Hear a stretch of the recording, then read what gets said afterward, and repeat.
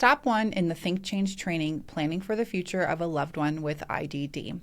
So why plan? Well, I want to start off with some really just basic information about what is included with future planning and why it's important.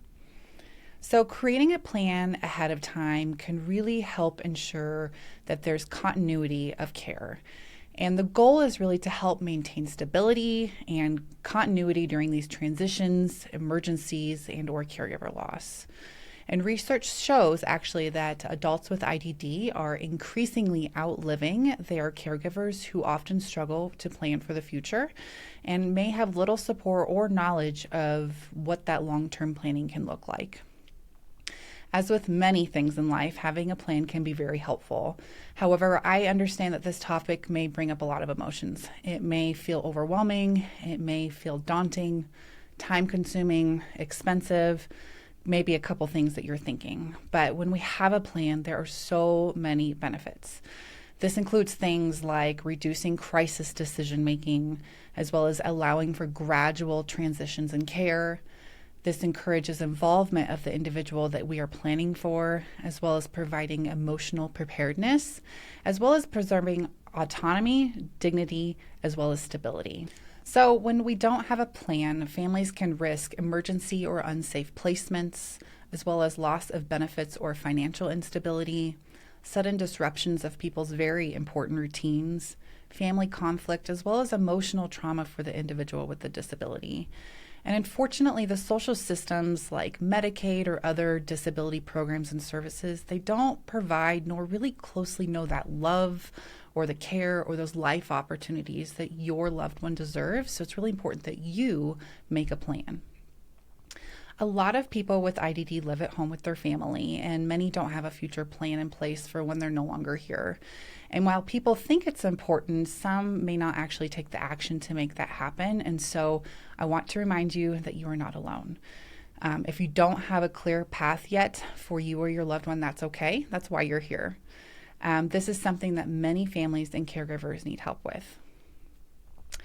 So some roadblocks that we've heard, it can run the gamut. It could be something such as, well, if I plan, it means I'm giving up, or I don't want to think about death. That's really scary. It could be, well, what if no one loves them the way that I love them? This sounds really expensive and complicated, or my kids will figure it out.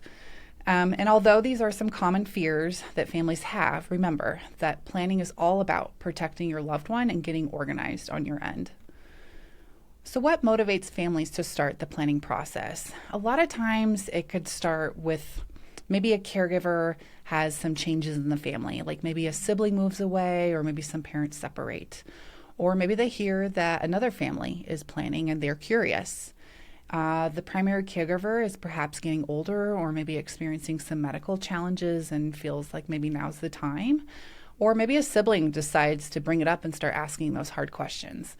It could be a lot of different things. Maybe it's graduation, graduating college or going off to college.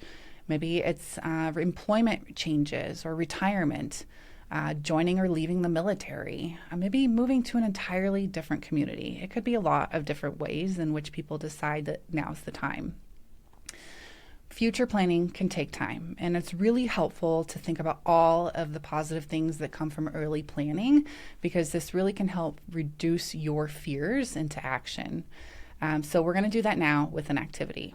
So the goal is to really help center your ideas around quality of care and quality of life rather than fear or loss. And you can invite others to join you with this activity if maybe it feels better to do that this way.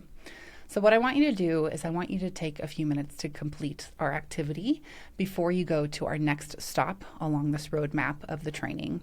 So we're going to practice. So what I want you to do, and I'm going to show you, I want you to get a blank piece of paper. And I want you to fold it in half twice so that we have 4 boxes in the end. So I'm going to show you. We're going to fold it once this way, and then we're going to fold it again like this.